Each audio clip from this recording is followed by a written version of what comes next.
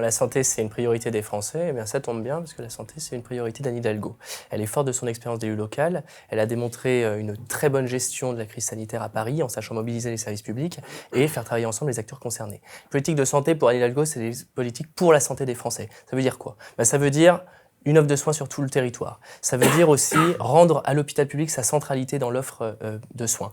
Ça veut dire innover dans la prévention. Et avec les mutuelles, j'insiste, puisqu'il m'est donné l'occasion de le faire, de le dire à la mutualité française. Ça veut dire enfin garantir les conditions de l'autonomie des personnes âgées, de bonnes conditions de vie en hébergement dans les établissements, et puis à domicile, avec une adaptation de notre vie civile au grand âge.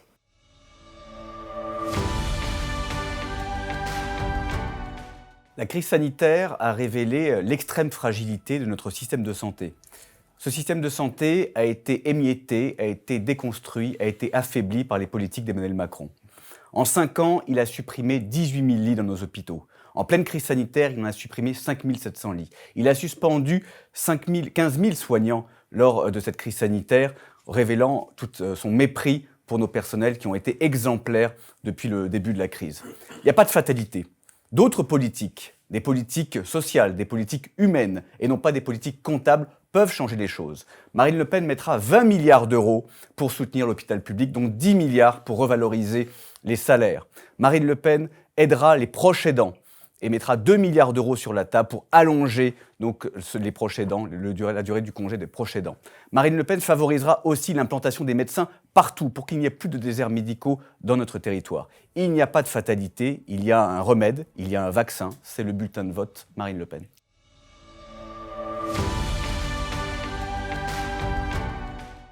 Moi, je vous invite à garder de la mesure par rapport à ce que vous estimez avoir été fait et par rapport à ce qui vous semble nécessaire pour la suite. On entend beaucoup d'excès, beaucoup d'outrances, et je pense qu'il faut garder de la mesure. Notre hôpital, pendant la crise Covid, a été extrêmement résilient, et on le doit simplement au professionnalisme des soignants qui ont fait leur métier en toute conscience et en toute foi pour ces patients qui les accompagnaient. Beaucoup de choses ont été faites pendant ce mandat. Je vous invite à le regarder de près en lisant les programmes, et nous poursuivrons parce que notre système de santé, il fait partie des priorités avec l'éducation et la santé. La santé et l'éducation sont les priorités d'Emmanuel Macron. Et ce que nous souhaitons sur ces 2 chantiers, c'est vous associer l'ensemble des professionnels, la communauté de santé, la communauté éducative, pour qu'ensemble nous trouvions des solutions pour que l'hôpital trouve plus d'autonomie, pour que l'hôpital travaille avec la ville, et enfin pour que nous résolvions ce problème crucial de la fin de vie et aussi du financement de l'hébergement dans les EHPAD pour lesquels nous avons constaté des scandales.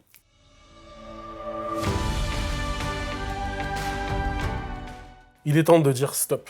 Stop aux logiques libérales, aux logiques comptables. Il est temps de dire que nous sommes pour le 100% public. Nous l'avons dit. Les soins remboursés à 100% pour les soins prescrits.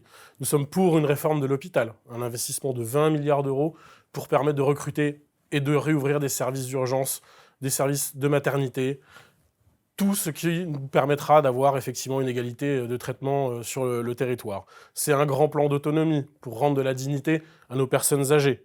C'est donc une rupture complète avec 40 ans, parce que ça a commencé dans les années 80, de mise en concurrence des établissements, de financiarisation de la santé. Le 10 avril, vous avez la possibilité historique de pouvoir mettre en place un vrai service public de la santé et de rendre la santé prioritaire et rendre la fierté de ce qu'était notre modèle social et notre modèle de santé. Donc le 10 avril, je vous invite toutes et tous à voter pour Jean-Luc Mélenchon.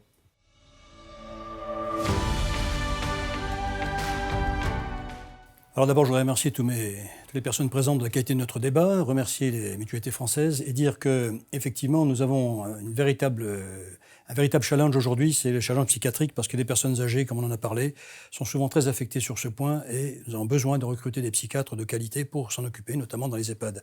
Je reviens également sur un dernier point qu'on n'a pas évoqué, c'est l'obligation alimentaire qui est faite aux enfants, qui souvent impacte les moins qui ont moins de potentiel économique, ce qui effectivement implique la présence à domicile et rentre à ce moment-là en scène le problème des aidants, qui ne sont effectivement pas très aidés comme ils devraient l'être, parce que c'est véritablement consacrer sa vie à une personne personnes en fin de vie, mais on ne sait pas, évidemment et heureusement, la durée que va durer cette fin de vie. Et moi, j'ai connu comme ça des femmes qui, avant d'être veuves, ont attendu 10 ans avec des hommes, malheureusement, totalement grabataires. Et c'est vraiment dramatique pour que notre pays, qu'on évoque aussi riche, ne puisse pas vraiment prendre en charge tous ces problèmes.